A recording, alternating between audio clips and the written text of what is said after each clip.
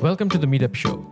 It's a podcast about meeting new people where we share their journeys, learn from their experiences, their struggles, their success, and beyond. Enjoy the show and subscribe to the channel. Welcome to the second segment of the podcast. So a segment purpose to hello, we would want to know the person and not the profession. So I'll be bombarding you with a couple of questions to get to know you better. Okay? You ready? Yep. Okay, first question. If not teaching, what other profession would you pursue? Airline Pilot. I would definitely want to be an airline pilot. It's a romantic job, right? In the sense that you're traveling, you Pretty woman. Well. And then you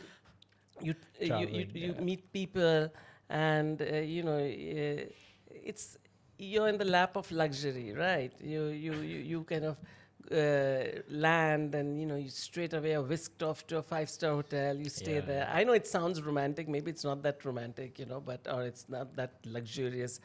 But I don't know. I just think of it like this. Since I was a child, I used to love playing with planes and things like that. So I guess, it just I think childhood is either pilot or army officer or a detective maybe. Right. Yeah, so Right. I agree. Or a doctor. Or a doctor. No, doctor. Doctor as well. Are you into books or movies? Definitely books. Genre? 19th century literature, because I went to a college that was a liberal arts college, and we followed the great books curriculum. So we were required to read about 400 to 500 pages every day. So I think I developed this love for reading, and I went to Oxford. So at Oxford, I did this course called 19th century literature, and I just loved it. And I still read a lot of Wilkie Collins and Hardy, and So. Okay. What is the most embarrassing moment that you have encountered in your teaching profession? Well, this is a student of mine from ULab. He took me along with him to convince his girlfriend to marry him. Did that happen? No, it didn't. Oh. It didn't work out. He's married to someone else. But it was like crazy, and I thought, why am I doing this? But you went anyway. Because I'm very fond of him. And I thought that the poor guy is so serious about this person, at least let me help him. A little bit. Poor guy, it didn't work for him. That's hilarious, actually. So that's why I keep telling my students, don't ever ask me to play Cupid. Exactly. I'm bad news. Acha bhaiya, how would you describe yourself in what word? Warrior, paranoid. I'll be embarrassed to tell you what all I worry about. In fact, one of my students gave me this frame, it's very appropriate. It says, my life has been miserable because I've worried about things that never happened. So I could never tell, because from my point and from my observation, I always thought you were like the most calm and organized person. No. Calm. You give out that aura. It's a cliche, but never judge a book by its cover. Absolutely. Exactly. Okay. So if money was not an option for you, would you still do what you're doing today? Absolutely. When I started teaching, I never considered the financial part of my teaching because, like I said, that I did business for 25 years. And so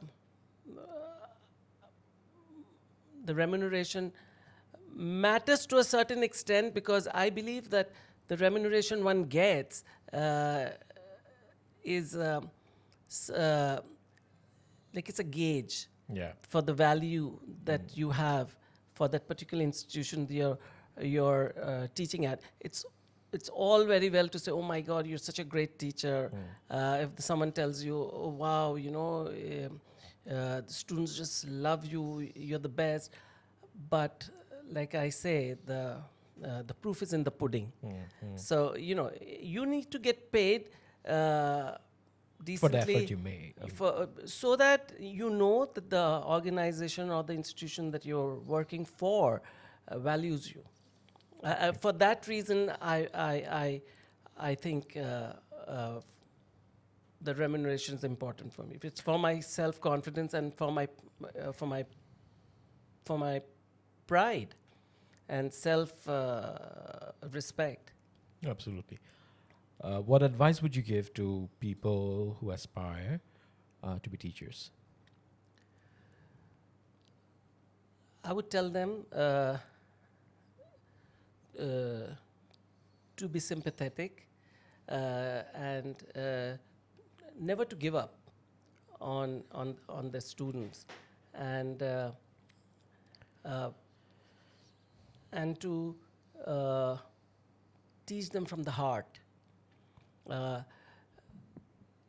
and to make sure that they are content in their lives. Because I always wish for my students to be not to be successful, but to be content. Because I think you want to be successful for others, but you want to be content for yourself. So I always pray and always hope that my students are content and not successful. Beautifully put. Where do you see yourself in 5 years' time? 5 years' time, maybe I'll be at the fag end of my career. So I see myself as someone who has experienced life to the full. Because, my students make me alive.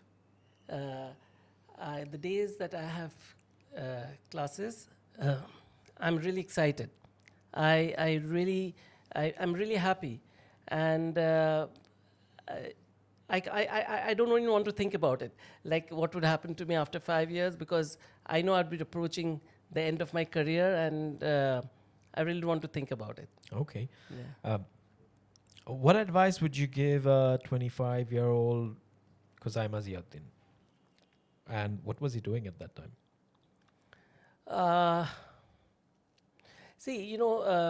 When I was 25 years old, life had already been planned for me. In the sense that, I finished my education, I came back, I got married, and I joined my father's business. So I don't think I thought a lot. Because the thinking was done for me. Okay. So I don't think, I just went with the flow. Now that you know how your life planned out, would you have done anything different at that point? Like you No, had a smooth ride. I wouldn't have. I think I needed to be a businessman in order to be a better teacher, in the sense that I had 25 years of practical business experience, and then like I had the education. So and when I started teaching basic English, or remedial English as it was called. And who better than a person with degrees in English and experience in business. Absolutely. Right. Last question to wrap it up, and it's a bit philosophical. And question is, what is the purpose of your life? The purpose, I think, is to touch everyone's lives and to make it better. Whether it's your parents, whether it's I have 2 daughters, so whether your daughters or your students or people who work for you or friends, whoever, I hope I've been instrumental in making anyone's lives that I have touched better. So I think that is the purpose of my life. And a lot of times, I sometimes, when I'm in a pensive mood, I think and I ask myself, what is the purpose of my being on this on Earth, right? And then the answer is that because of me, a lot of people have profited. Because of me, a lot of people have had better lives. So maybe that is why I'm here. Such a beautiful thought. And on that note, we'll wrap up this podcast. Thank you again for being here, you taking time out for me, and for the listeners who are listening as well. Thank you very much for listening to the Meetup Show.